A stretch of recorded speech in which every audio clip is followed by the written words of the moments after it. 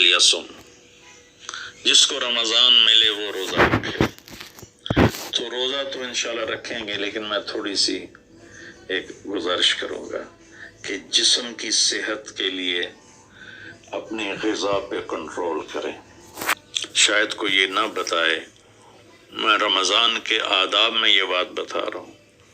सहरी इतनी दबा के ना खाएं कि असर तक उसी के डकार आते रहें, खट्टे डकार आते रहें, और इफ्तारी इतनी दबा के ना करें कि फिर तरावी के वक्त पढ़ाओ कि हुण मैं किवें पढ़ा, उठिया ही नहीं जाता, मझ बन के डठा पे होंदा। तो सहरी खाएं इतनी कि बस आम मामूल का पेट भर जाए, कुछ हिस्सा खाली हो, और आपको दोपहर से भूख लगनी शुरू हो जाए। जब आपको दोपहर से भूख लगनी शुरू होगी तो आगे 6-7 घंटे का सफ़र है, उसमें पूरी मशीन खाली चलेगी। तो जितने गंदे मादे और फासिद मादे जमा होते हैं वो सारे जल जाते हैं। अच्छा, रमज़ान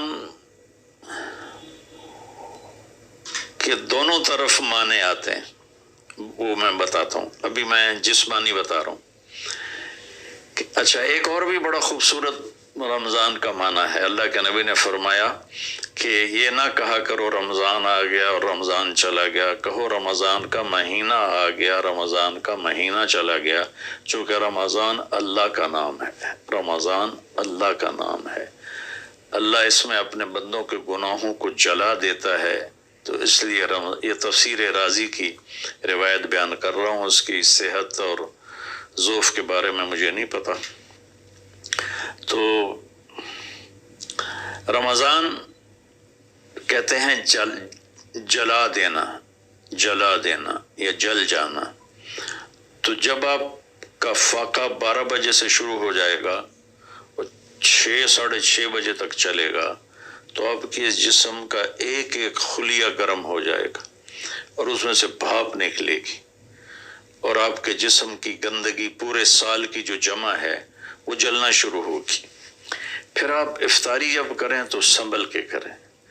ठंडा बर्फ से भरा हुआ पानी और रूह अफ़ज़ा और जाम शीरीं और दूध सोडा, और उसमें बर्फ़ के इतने बड़े बड़े डले डाल के जब आप पीते हैं तो सारे दिन के रोज़े का जिस्मानी फ़ायदा फौत हो जाता है, ख़त्म हो जाता है। संभल के पानी पिएं और रूम टेम्परेचर का पानी पिएं। उस वक्त मैदा गर्म होता है, उसमें ठंडी बला डालना। और फिर आप उस पर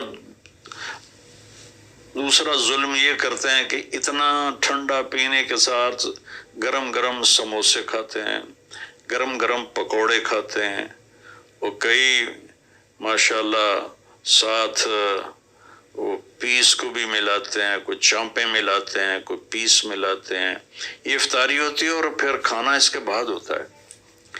तो सादा पानी से रोज़ा इफ्तार करें और मगरिब की नमाज के बाद हल्का फुल्का खाना लें, और फिर तरावी का इंतज़ार करें, तरावी पढ़ें, और उसके बाद जिसका ज़ौक़ है ठंडा पानी पीने का वो ठंडा पी ले, गर्म का ज़ौक़ है गर्म पी ले। लेकिन बराए मेहरबानी कई चीज़ों का, अब मैं एक आपको मिसाल देता हूँ। ये हमारी गाड़ियाँ हैं मामूली सी, तो हम इसमें देखते हैं कि अच्छा पेट्रोल कहाँ मिलता है। जिस पेट्रोल पंप का पता चले कि पेट्रोल अच्छा नहीं, हम सुजुकी वाला भी आगे चला जाता है कि देखो चंगा पेट्रोल की थुलबदा है। और जिनके पास महंगी गाड़ियाँ वो हाई ऑक्टेन डलवाते हैं, जो पेट्रोल की सबसे अच्छी किस्म होती है। तो हम अपनी एक छोटी सी गाड़ी, चंद लाख या चंद करोड़ की गाड़ी को अच्छा पेट्रोल देने के लिए कई किलोमीटर सफ़र करते हैं कि वहाँ का पेट्रोल पंप अच्छा है। और ये जो गाड़ी है जिसकी आँख का ये अबरू का ये जो पपोटे का बाल है, ये अगर गिर जाए तो सारी दुनिया मिलके नहीं दे सकती। एक नौखन अगर गिर जाए तो पूरी दुनिया मिलके वो नौखन नहीं दे सकती। कौन चाहता मैं गंजा हो जाऊं? ایک بال گرتا ہے تو پوری دنیا کی طاقت مل کر وہ بال واپس نہیں لا سکتے. تو اس کو ہم گندی سے گندی چیزیں کھلاتے ہیں، کچوریاں کھا رہے ہوتے ہیں، وہ قتلمے کھا رہے ہوتے ہیں کہ افطاری ہو رہی. تو اللہ کے واسطے ٹویوٹا گاڑی میں صاف پیٹرول ڈلواتے ہو اور اس خوبصورت گاڑی میں گند بھر دیتے ہو، سموسے اور پکوڑے اور دودھ سوڈا اور جام شیریں اور روح افزا اور 7 اپ اور ٹھنڈے پانی، سکنجبین، اور اس کے اوپر پھر مرغے کے پیس اور چانپوں کے پیس، اور ابھی کھانا بعد میں کھانا ہوتا ہے. تو مہربانی کریں اپنے جسم کی صفائی کریں، اعتدال سے کھائیں. افطاری بھی اتنی کھائیں کہ آپ کی بھوک باقی ہو.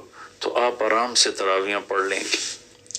تو تراویح پڑھیں، پھر اس کے بعد آپ آرام کریں، جلدی سے سو جائیں.